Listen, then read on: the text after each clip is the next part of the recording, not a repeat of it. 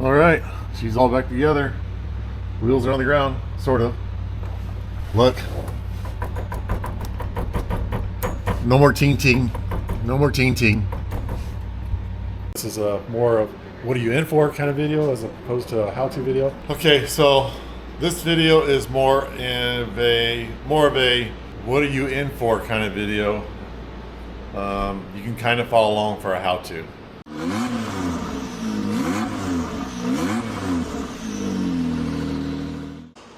What's up, everybody? It's another day in the shop. Today we are not working on the Bronco Raptor. We are working on the Xpedition. This is I believe it's a much needed upgrade we're going to do today. It's kind of beefs up the drivetrain and it gets rid of some annoyances. What are we talking about? We're talking about the Sandcraft heavy duty driveline. As you can see, it's a two-piece driveline. It's pretty stout here. Big connector, big U-joints, solid. Hear that sound? I want you to remember that sound. I'm going to show you why in just a second. So I've already taken the skid plate off of this car. And if you guys already ever changed your own oil, you know that the rear skid plate's got to come off anyway to do that. So here is the factory driveline.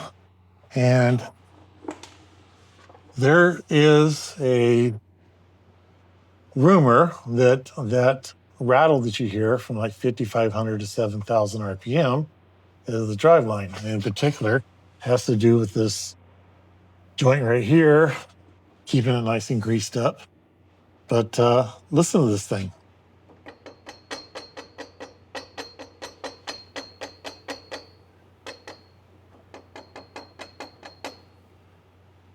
That's pretty high pitch.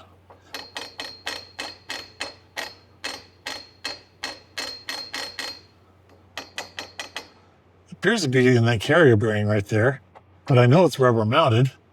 I think it's just that this thing is such thin metal, it's got a rattle to it. Anything that wiggles in the back, I'm wiggling the rear joint right now,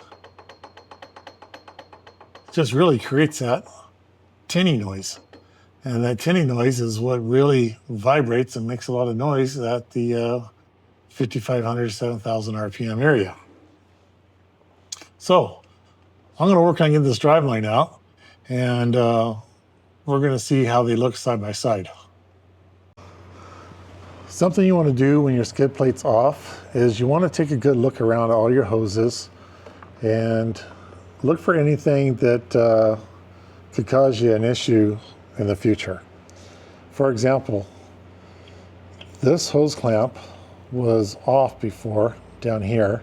I had fixed that back when I was investigating an issue I was having out in the desert. I saw that was off, so I brought it up here.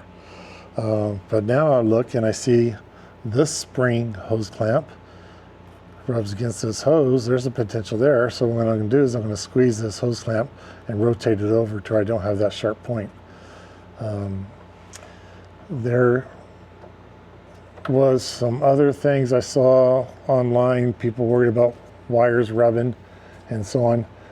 I don't think I'm having that on this one. Maybe the 23 model. Mine's a 24. But nevertheless, take a good look at everything underneath your car and look for whatever could cause you an issue later on. Apologize, I'm crawling around on the floor here. I have a scissor lift, but that scissor lift doesn't let me get underneath the car. So I'll have to do this off a creeper off the floor. Another thing to look out for is I had an oil leak. And the oil leak was coming from the pan. And up here in this front left corner, sorry for the camera work, this front left corner, it was just clean. So it was clean from the oil running out. I took it back as a warranty issue, and there is a TSB on it, technical service bulletin. The Polaris knows if for whatever reason that area it gets cocked by a robot, it's say that to your wife or girlfriend, getting cocked by a robot. So anyway, this pan is basically a silicone. There's not really a gasket in there, and so they caulk it, and this corner frequently got missed. So warranty took care of that. They resealed the pan. And it doesn't seem to be leaking since. I think the dealer probably could have cleaned up this area a little better. They also changed my oil while they were in there. And whatever reason, my oil filter is really dirty and oily. I don't know why it would be, unless they didn't change it. So anyway, I'll show you what we got to do to get this driveline out. Okay, we are at the back of the driveline, the transmission, and there's an Allen head bolt here that's got to come out, and there's another Allen head bolt on the opposite side right there. So those have to come out because there's a groove in that shaft that they run through, and that keeps it from sliding out. So we're going to remove those, and then we're going to go to the front diff and do the same thing. But before we do the front diff, since we're already into the car, there's a carrier bearing bolt here, carrier bearing bolt there, and we're going to take those out. So again, you know, this driveline's in two pieces. I showed you that earlier. So when we remove the U-joint from the front diff and the U-joint from the rear transmission, this will give us a lot of movement. You can slide like this, and if it's kind of stiff or hard, just got to slide it a little harder, and you'll be able to separate the driveline and should be able to dive it out of here. Let's see how that goes. Okay, just so you know, this is a 15 millimeter, and I'm going to use a ratcheting wrench on it. And then in the back,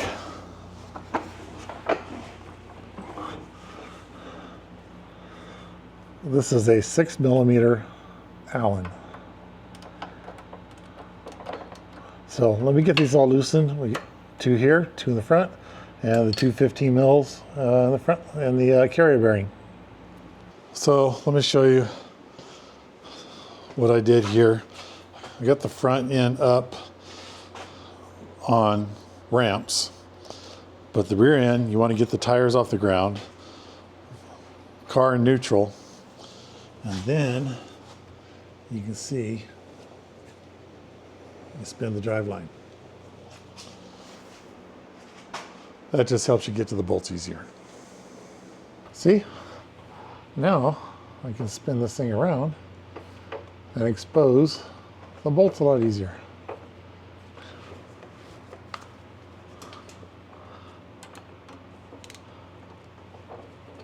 So much easier. Show you what I got going on here. Can you see that? Oh, sorry. Can you see that? There we go. So you can see, and by being able to rotate the drive lane, I can put it right in the perfect spot. I'll take this one out, spin the drive lane 180 degrees, and take the other one out. Okay, those bolts are out. These bolts are out. And those bolts are out. So now, by the way, this one bolt holds in the front diff. What I'm trying not to do is have to take this bolt out and slide the front diff forward. Let's see if I can jerk this drive line hard enough to get this all come loose.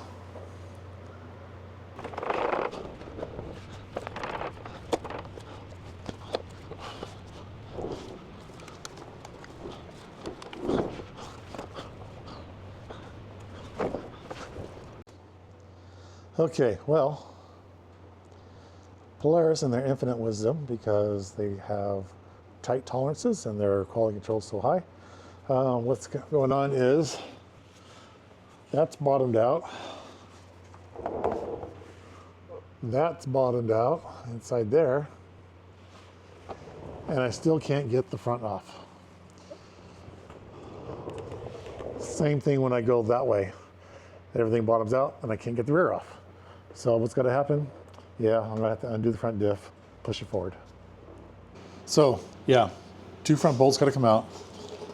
This is the bolt side. This is the nut side right there. They're already off because I took them off. So what do you need for these? 18 millimeter both sides. So those are off.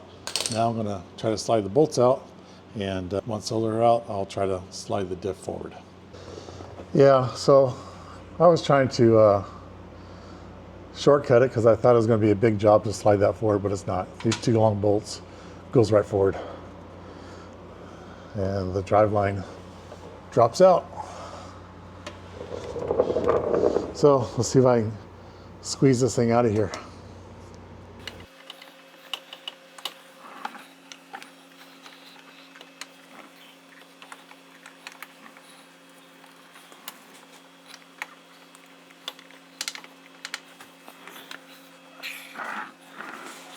Okay, so it wasn't as easy as I thought. You can't get it from the bottom. The driveline didn't come with instructions. Finally got smart enough to go to Sandcraft website and see the instructions online, and they tell you to take the whole front end apart. And guess what I had to do? I had to take the whole front end apart. So yeah, the way you get it out is you got to suck it out through that hole right there. But first you got to make a hole. How do you make a hole? Take the wheels off, take the rotors off, take the axles off, take the diff out, then you get stuff out. So not as much of an install video as I wanted to be. It's going to be more of a review video, but let me show the differences in these drivelines.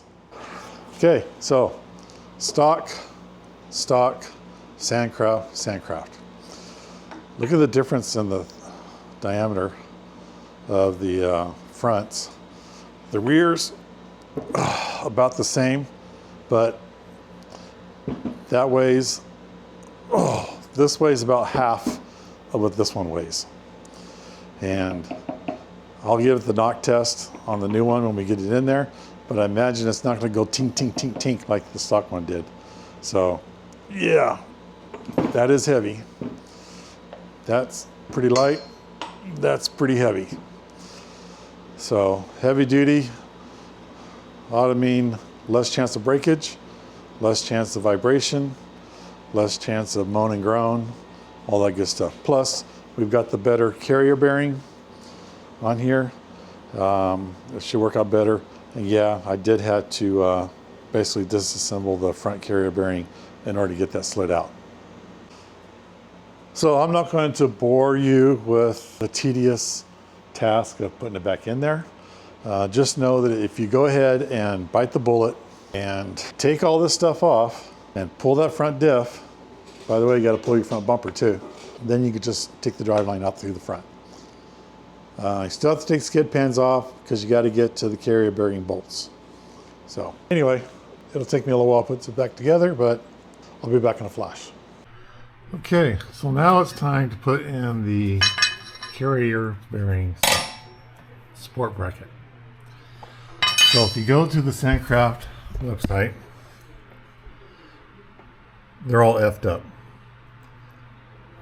This really sucks when it's on a Saturday and you need to try to get a hold of somebody, but these instructions for this application are wrong. And you can see it says for Xpedition. Wrong. So we're going to do by trial and error. And this is going to go up here. Oops, this is going to go up here. And we've got to first, before we do that, we have to do a series of this on each side. And of course, when you put it in there, they all try to fall apart. So what I'm going to do is I'm going to try to get these in here, maybe kind of tape them in place.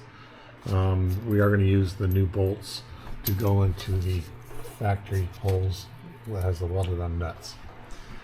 So let me see about getting this all lined up here where it's not going to fall apart, because it's a real pain in the you-know-what. Not the fun part of this. Okay, so what I'm doing is I got these spacers. See, they got a flat side on them. The flat side goes towards the outer edge of the bracket, like that. And then you have this internal spacer. It's got a flat side on it. It's going to go down through there. That kind of holds everything together. Once it's up in place, then you're going to drop this new bolt in and hopefully go inside the original welded nut. Honest review time? Yeah, I gotta say I'm not happy with these instructions. See the vehicle frame top and all that stuff? No, none of that. None of that. See how it says Razor Turbo S? Yeah, it says Razor Turbo S on my carrier bearing too. So I think it's kind of interchangeable. But these instructions that are for Xpedition might be for Razor Turbo S, because my frame doesn't look like that. And what did I do? Like most of you guys, it's Saturday, and that's when I do my work, and I call that number and I get a recording. So what I did was I stuck the driveline in there and kind of lined things up to see if I even have the right driveline. A little frustrated with these spacers here, so I put some super glue on them. Gonna set in the vise, gonna let it dry a while, which means I can't do any more work until that dries. These holes do look like they line up, although it might be a little bit off with the existing welded nuts that are in there. I have a feeling I'm going to have to hog something out there though. But yeah, that's where we are on the driveline setup. At this point, I would have paid somebody else to do it. Probably not what you guys want to hear. I'm hoping the finished product is worth it. The biggest frustrating part of this is when you look up instructions for an Xpedition and they're wrong. Because you spend a lot of time trying to make it work the way the instructions show, but the instructions are wrong. Wrong, Sandcraft. So anyway, the next step you're going to see is with this thing bolted in after my super glue is dried. I'm probably going to have to again hog out these spacers right there in the middle, because it doesn't line up exactly with the factory holes. So we'll come back to that part. Okay, so I got these glued in so they at least don't fall out every time I mess around with it. Now what I'm dealing with is this distance right here. Doesn't quite line up. So if you can see, straight hole, and it's too wide. So when I try to bolt it up to the car, the holes don't line up. So now I'm putting it in here and I'm squeezing it together little by little till I can finally get it screwed in there. So sorry for jumping around. This is more of what are you in for kind of video as opposed to a how-to video. But let me get this bolted in. I'll show you where we're at after that. Okay, I got it mounted up here. The distance between the top of this bolt, or the center hole there and the center hole there, was off by about 3/16 of an inch. Put it in the vise, squeezed it together a couple of times, trial and error. Got it bolted in. This is how it goes. That's what it's supposed to look like. I will slide the front shaft back, and I will insert the main spline in line with the main spline on here, slide together, and then I will bolt the carrier bearing here. I recommend, this is going into just aluminum block, I recommend some blue Loctite on that. So let me get that part all buttoned up. I'm going to put a little grease on this before I slip it together, and I'll show you what it looks like after that. Okay, front diff is mounted, driveline's all on. I got the rear cinched up. Here's a little point of contention. See that set screw? See the one on top? There's 4 of them around the driveline. 2 of them are 1/4 inch, 12 point. 2 of them are 5/16, 12 point. Why? Why different? Especially when you get one figured out and you're crawling underneath the car and you're fumbling around, you get your hands all tangled up in the frame and everything, you find out the other 2 are different size. Okay, I got these bolts on. Dab of blue Loctite on those, and these go right through the groove that's in that shaft. I added grease to this until I felt some resistance. Everything's in here, kind of solid. I'm ready to tighten these. They're not tight yet. I'm ready to tighten them now since I got the front on and I got this in here. Just know that that is very tight in there. but theoretically there should be no movement going back and forth this way. So let me snug this up and we'll give it the bang test. Okay, these are snug.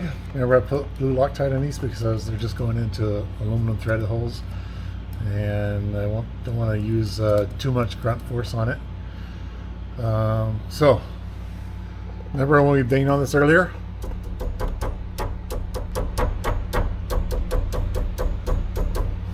No more ting ting ting.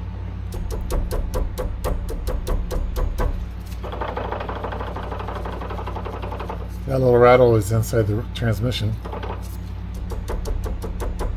No more ting. I like that.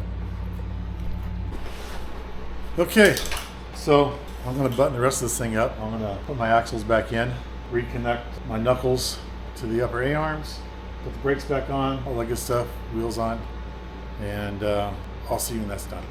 All right, she's all back together. Wheels are on the ground, sort of. Look. No more ting ting. No more ting ting. Okay, so this video is more of a what are you in for kind of video. You can kind of follow along for a how-to. Yeah, like I said, so the car's all back together. Make sure you put grease on your CVs before you put them in there. You don't want it to get stuck in there later on. Anyway, car's back together. I took it for a quick spin, and no more rattle. That 5,500 to 7,000 range or whatever. No more ting ting ting kind of rattle. It's gone. It's gone. Put it in 4-wheel drive, and no real groan there or anything. Sorry I didn't take video of that, but how do you take video of something that's not happening? So anyway, is the upgrade worth it? Yeah, so far it is. I mean, that noise is a huge annoyance, so getting rid of that noise is good. I know it's heavy duty. I showed you that compared to the stock. It's going to be more durable, all that good stuff. The carrier bearing is probably never going to wear out. By the way, the carrier bearing is mounted more solid than the factory one, but I'm not noticing any additional vibration or anything like that. It does have some isolators in there. So Sandcraft heavy duty driveline for the Polaris Xpedition. This one's a 2-door, so it's going to be shorter. Is it worth it? Yeah, let's do it. Don't rely on the instructions. Hopefully they'll fix it. Maybe they'll see this video and they'll fix the instructions.